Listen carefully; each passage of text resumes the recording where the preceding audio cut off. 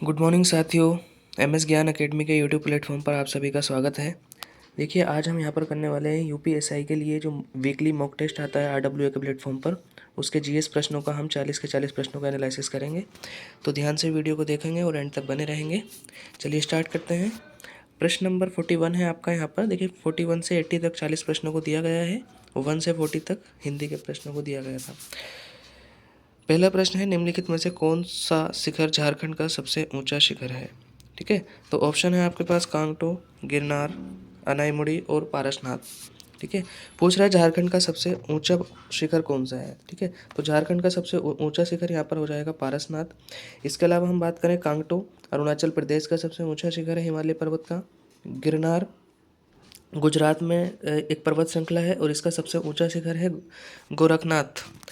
अनाईमुड़ी आपका दक्षिण भारत में पश्चिमी घाट का सबसे ऊंचा पर्वत है, पर्वत चोटी है। ठीक है, नेक्स्ट क्वेश्चन पर चलते हैं। क्वेश्चन नंबर नेक्स्ट है हमारा 42।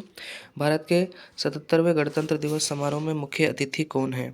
ठीक है, जो अभी 77वां गणतंत्र दिवस समारोह 26 जनवरी को मनाया गया, उसमें मुख्य अतिथि के रूप में कौन यहाँ पर आए थे। पहला ऑप्शन है आपका जो बाइडेन और एमेनुअल मैक्रोन। दूसरा है उर्सुला वॉन डर लेयन और एंटोनियो कोस्टा। ऋषि सुनक और ओलाफ सोल्ज। फोर्थ ऑप्शन है आपका सी जिनपिंग और व्लादिमीर पुतिन। तो यहाँ पर देखेंगे तो 26 जनवरी को 2026 को जो मुख्य अतिथि थे गणतंत्र दिवस पर, वो यूरोपियन यूनियन के प्रेसिडेंट एंटोनियो कोस्टा और यूरोपियन जो परिषद है, यूरोपियन आयोग है, उसके यहाँ पर उर्सुला वॉन डर लेयन, ये दोनों यहाँ पर मुख्य अतिथि थे।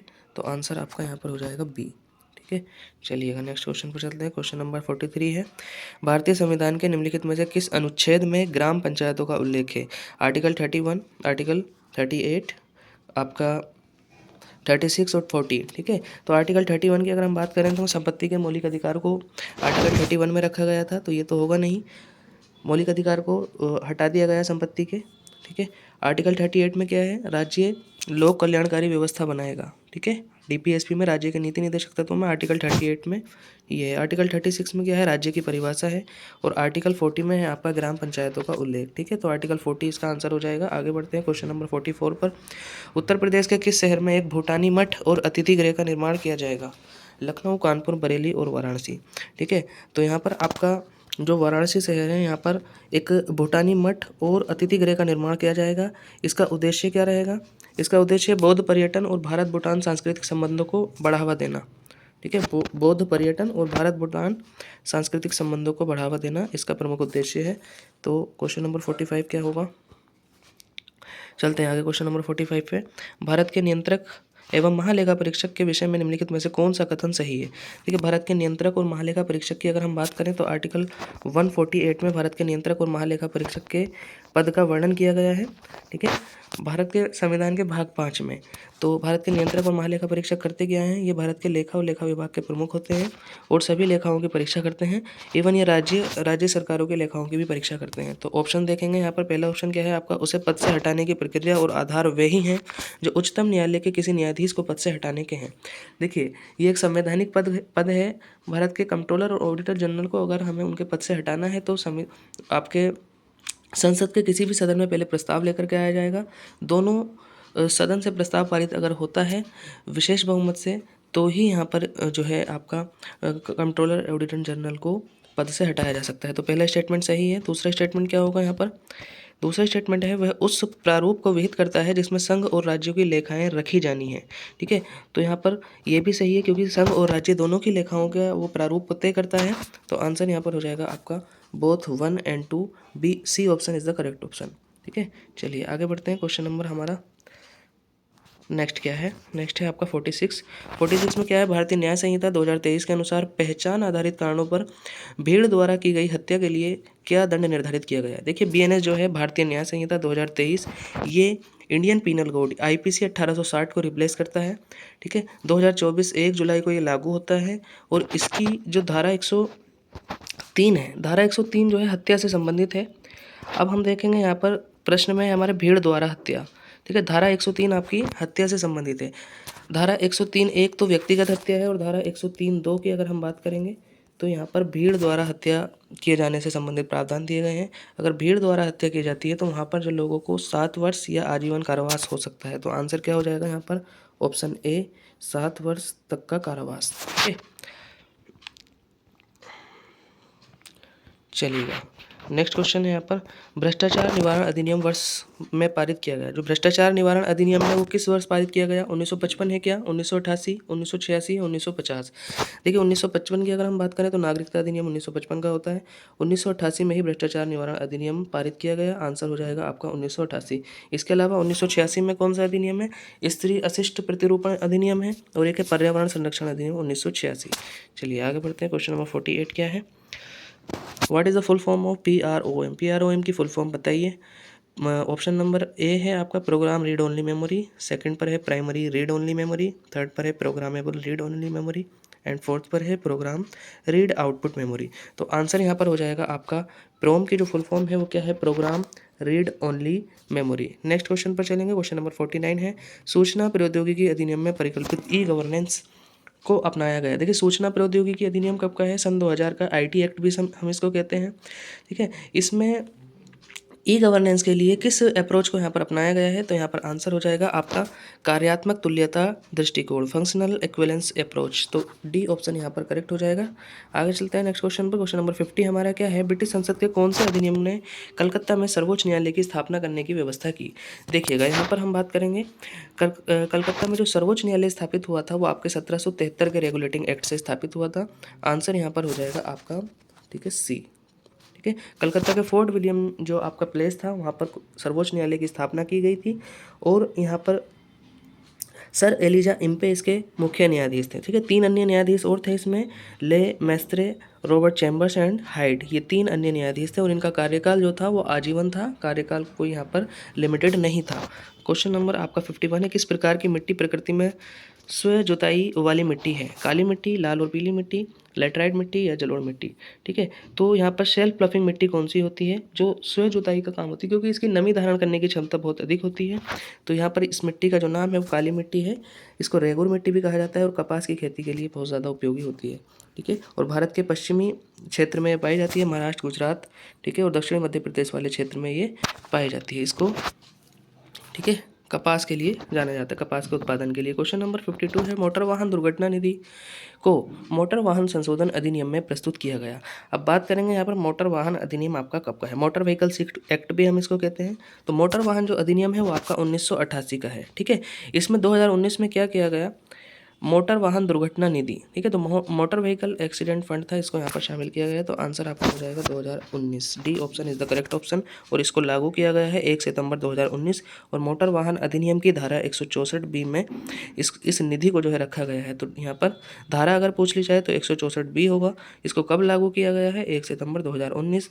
ठीक है, किसी भी तरह से प्रश्न यहाँ पर पूछा जा सकता है। तो मोटर वाहन अधिनियम कब का है? 1988 का। एक और अभी अधिनियम हमने 1988 में पढ़ा है, कौन सा है?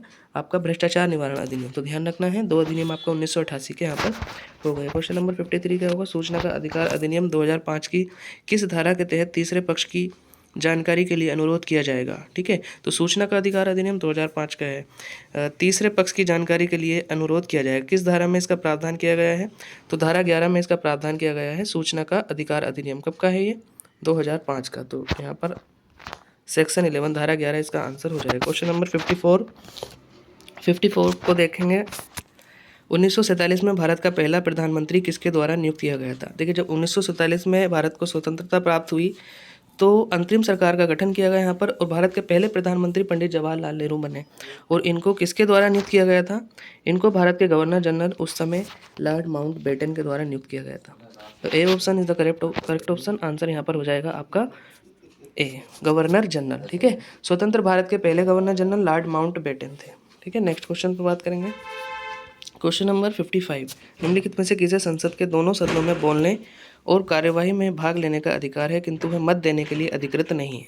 देखिए, ऑप्शन है अध्यक्ष, वित्त आयोग, महान्यायवादी, नियंत्रक, महालेखा परीक्षक और भारत के मुख्य चुनाव आयुक्त। ठीक है, तो संसद के कार्यवाहियों में भाग लेने का अधिकार है, लेकिन मतदान का अधिकार प्राप्त नहीं है। तो भारत सरकार के सर्वोच्च कानूनी अधिकारी होते हैं महान्यायवादी। ठीक है, सर्वोच्च कानूनी अधिकारी, इनको भारत के किसी भी न्यायालय में सुनवाई का अधिकार है, भारत की एवं संसद में कार्यवाही में भाग लेने का, बोलने का अधिकार है, लेकिन संसद में जो है मत देने का अधिकार इनको प्राप्त नहीं, क्योंकि ये संसद के किसी भी सदन के सदस्य नहीं होते हैं।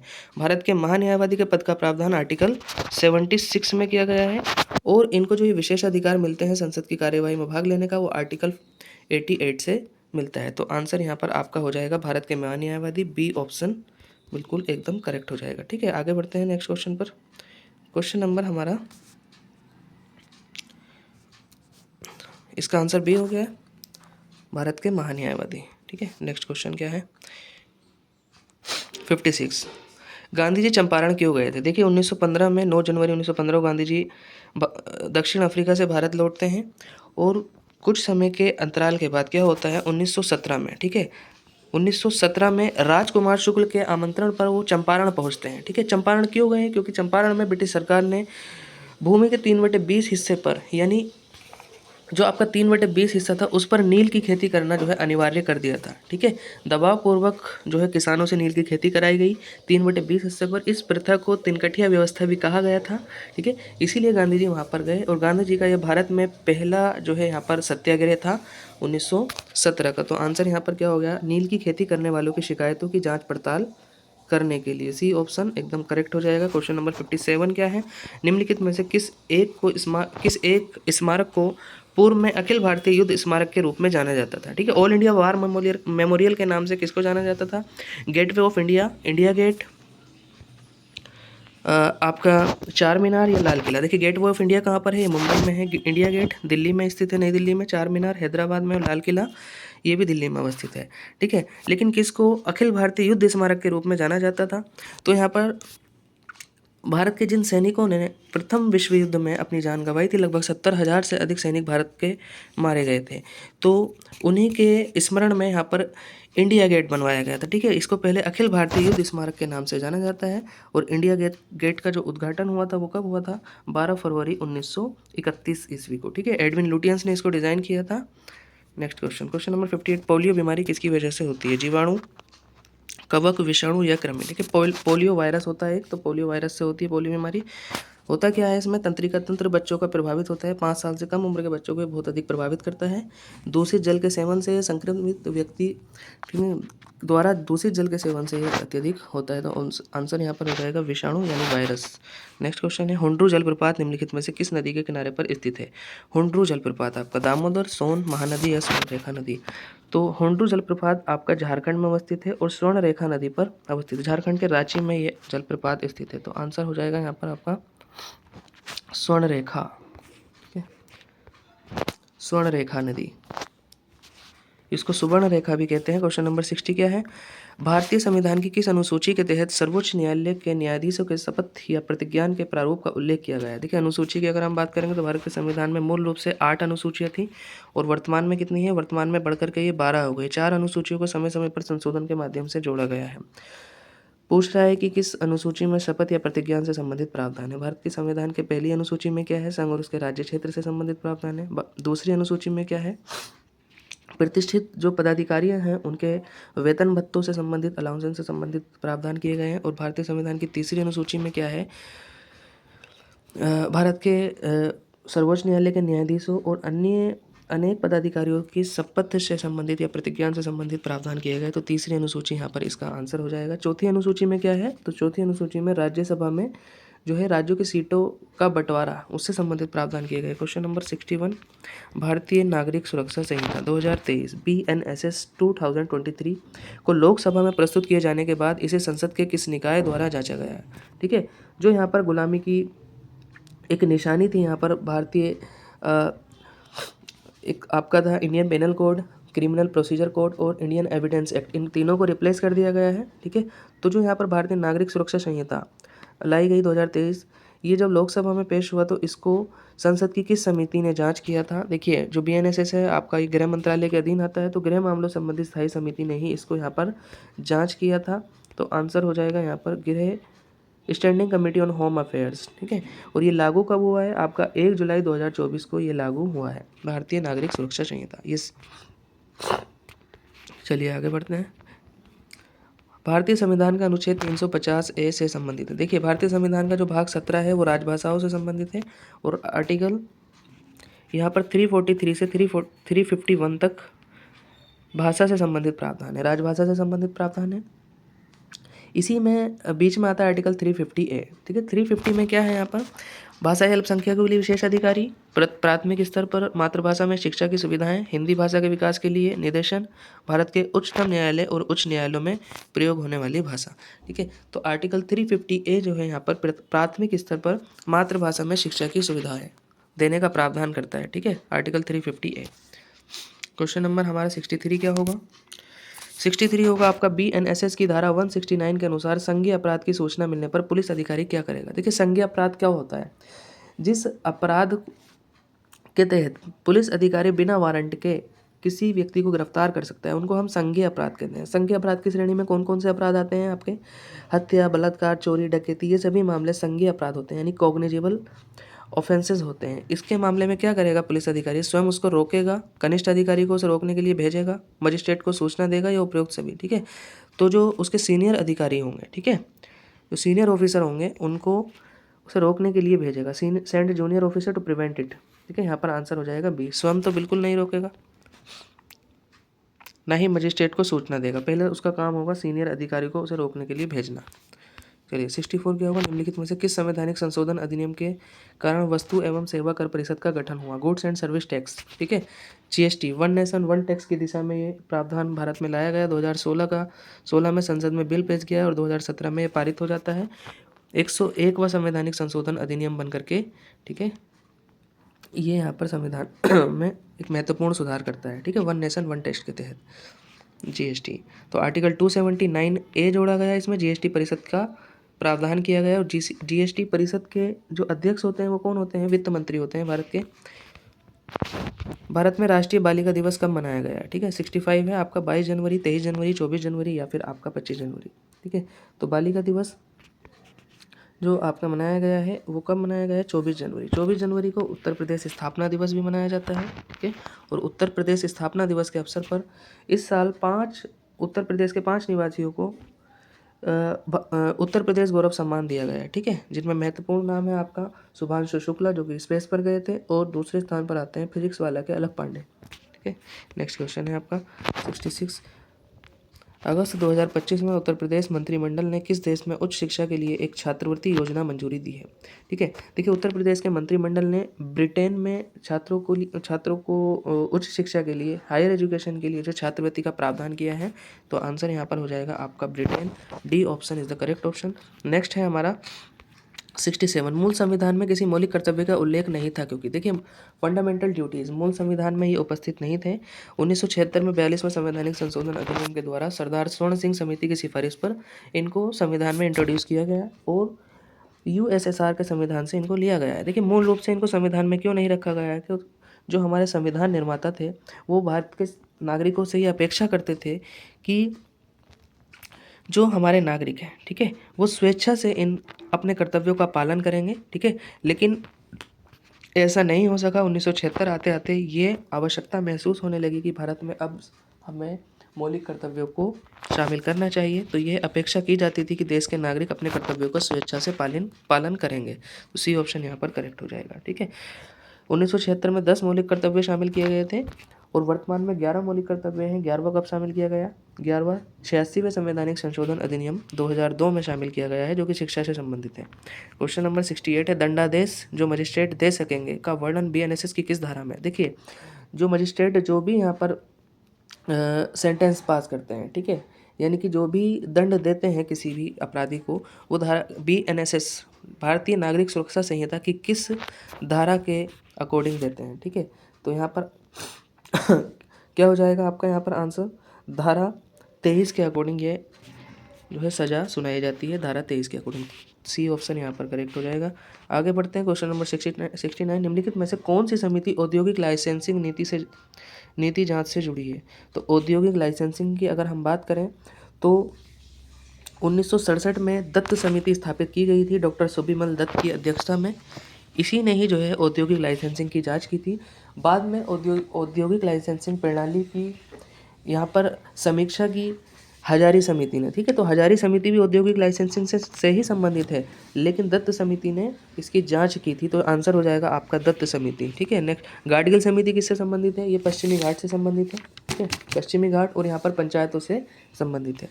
नेक्स्ट है आपका, भारत के केंद्र शासित प्रदेशों का प्रशासन कौन करता है? देखिए, केंद्र शासित प्रदेशों का जो प्रावधान है भारतीय संविधान के भाग 8 में किया गया है, ठीक है। और इनका जो प्रशासन चलाता है वो राष्ट्रपति के नाम से होता है। राष्ट्रपति केंद्र शासित प्रदेशों में उपराज्यपाल और प्रशासक नियुक्त करते हैं, और उनके माध्यम से केंद्र शासित प्रदेशों का प्रशासन राष्ट्रपति के द्वारा चलाया जाता है। कौन सा कानून आपराधिक प्रक्रियाओं और जांच को आधुनिक बनाता है? ठीक है, क्रिमिनल प्रोसीजर इन्वेस्टिगेशंस को जो मॉडर्नाइज करता है वो कौन सा कानून है आपका? देखिए, पहले कौन सा था इसमें, यहाँ पर क्रिमिनल प्रोसीजर कोड था, क्रिमिनल प्रोसीजर कोड CRPC, और वर्तमान में इसको रिप्लेस कर दिया गया है भारतीय नागरिक सुरक्षा संहिता BNSS, ठीक है। यहाँ पर डी ऑप्शन एकदम करेक्ट हो जाएगा। 72 है आपका, MS वर्ड में पहले से मौजूद डॉक्यूमेंट फाइल को खोलने के लिए कीबोर्ड शॉर्टकट क्या है? ठीक है, देखिए, आप अगर MS वर्ड पर काम कर रहे हैं और आपको अपना डॉक्यूमेंट ओपन करना है जो पहले से वहाँ पर एग्जिस्ट करता है, तो यहाँ पर आपको Ctrl+O प्रेस करना पड़ेगा, ठीक है। तो बी ऑप्शन एकदम करेक्ट हो जाएगा यहाँ पर। क्वेश्चन नंबर 73 है, भारतीय वन अधिनियम 1927 निम्नलिखित में से किस भारतीय वन अधिनियम को निरस्त करने के बाद अधिनियमित किया गया था? देखिए, भारत में पहले से ही एक वन अधिनियम चल रहा था, 1878 का वन अधिनियम, ठीक है। इसको रिप्लेस करके 1927 में नया वन अधिनियम जो है लेकर के आया गया, तो यहाँ पर डी ऑप्शन करेक्ट हो जाएगा। इसके अलावा हम बात करें 1878 में लॉर्ड लिटन के समय में वर्नाकुलर प्रेस एक्ट आता है और आर्म्स एक्ट आता है, ठीक है। चलिएगा, क्वेश्चन नंबर 74 है, निम्नलिखित में से कौन सा शहर मुगलों का पहला नियोजित शहर था? मिर्ज़ापुर, फतेहपुर सीकरी, लखनऊ या फिर आपका लाहौर, ठीक है। तो यहाँ पर आपका अकबर के द्वारा नगर जो है यहाँ पर स्थापित किया गया फतेहपुर सीकरी, तो बी ऑप्शन यहाँ पर करेक्ट हो जाएगा। कब किया गया था ये? 1971 ईस्वी में, ठीक है। 1971 ईस्वी में फतेहपुर सीकरी को अकबर ने अपनी राजधानी बनाया और 1985 तक ये राजधानी चलता है। 75 है, ऐसे अपराध जिनके लिए पुलिस न्यायालय के आदेश के बिना किसी व्यक्ति को गिरफ्तार कर सकती है, ठीक है। मैंने अभी आपको पीछे एक प्रश्न में बता दिया है, न्यायालय के आदेश के बिना पुलिस किसी व्यक्ति को गिरफ्तार कर सकती है। ऐसे अपराध को हम क्या बोलते हैं? कॉग्निजिबल ऑफेंसेस या आपका संज्ञेय अपराध, ठीक है। 76 क्या होगा यहाँ पर? सुभाष चंद्र बोस आपदा प्रबंधन पुरस्कार 2026 व्यक्तिगत श्रेणी में किसे दिया गया है? देखिए, सुभाष चंद्र बोस की जन्म तिथि पर 23 जनवरी, ठीक है, 23 जनवरी को राष्ट्रीय सुभाष चंद्र बोस आपदा प्रबंधन पुरस्कारों को यहाँ पर प्रदान किया गया।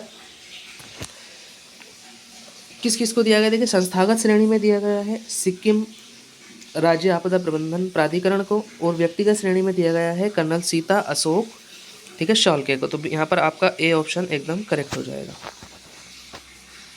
77 है आपका, किस स्वतंत्रता सेनानी ने उत्तर प्रदेश में जमींदारी व्यवस्था को समाप्त कर दिया और 1955 में गृह मंत्री के रूप में निर्वाचित हुए? देखिए, लाला हरदयाल तो पंजाब से संबंधित थे, गोविंद वल्लभ पंत उत्तर प्रदेश के पहले मुख्यमंत्री बने, गोपाल कृष्ण गोखले, ज्योतिबा फुले महाराष्ट्र से संबंधित थे। तो आपका यहाँ पर आंसर हो जाएगा गोविंद वल्लभ पंत, ये 1955 में भारत के गृह मंत्री भी बने थे और ये उत्तर प्रदेश के पहले मुख्यमंत्री थे। भारतीय साक्ष्य अधिनियम BSA 2023 आधिकारिक तौर पर कब लागू हुआ? 1 जनवरी 2023, 1 जुलाई 2024, 15 अगस्त 2024, 1 मार्च 2025, ठीक है। तो मैंने आपको बता रखा है ये तीनों ही अधिनियम आपके 1 जुलाई 2024 को लागू हुए। 79 पर हम चलेंगे। अनुच्छेद 352 के तहत पहली बार राष्ट्रीय आपातकाल कब घोषित किया गया? तो पहली बार राष्ट्रीय आपात के वर्तमान आपके भारत के संविधान के भाग 18 में आपात उपबंधों का वर्णन किया गया है, और 352, 356 और 360 के तहत आपात लगाए जाते हैं। 352 के तहत राष्ट्रीय आपात, 356 के तहत आपका राज्यों में संवैधानिक तंत्र की विफलता पर राष्ट्रपति शासन, और 360 में आपका वित्तीय आपातकाल, ठीक है। पहला भारत में अब तक 3 बार राष्ट्रीय आपात लग चुका है। पहला आपातकाल जो लगा आपका वो 26 अक्टूबर 1962 को लगा। तो आंसर यहाँ पर क्या हो जाएगा? 1962 से 1968, ठीक है। 1962 से 1968 तक ये आपातकाल रहा था। डी ऑप्शन इसका यहाँ पर करेक्ट हो जाएगा, ठीक है। नेक्स्ट क्वेश्चन की अगर हम बात करेंगे, 1965 में कृषि मूल्य आयोग की स्थापना का मुख्य उद्देश्य क्या था? देखिए, कृषि मूल्य आयोग को जो स्थापित किया गया वो लोगों की जो उपज है उसकी कीमतों का निर्धारण करने के लिए जो है किया गया था। ए ऑप्शन यहाँ पर इसका करेक्ट हो जाएगा, ठीक है। बाद में इसका नाम बदलकर 1985 में कृषि लागत एवं मूल्य आयोग कर दिया गया, और वर्तमान में ये क्या करता है? MSP का निर्धारण करता है, न्यूनतम समर्थन मूल्य का निर्धारण इसके द्वारा किया जाता है, ठीक है। तो उम्मीद करता हूँ आपको वीडियो पसंद आई होगी। इसी तरह से हम यूपी पुलिस कांस्टेबल के प्रश्न को भी वीकली मॉक टेस्ट जो आता है उसको भी एनालिसिस करेंगे। ठीक है, इसी तरह से और वीडियो देखने के लिए चैनल को सब्सक्राइब कर सकते हैं। बहुत बहुत शुक्रिया, धन्यवाद।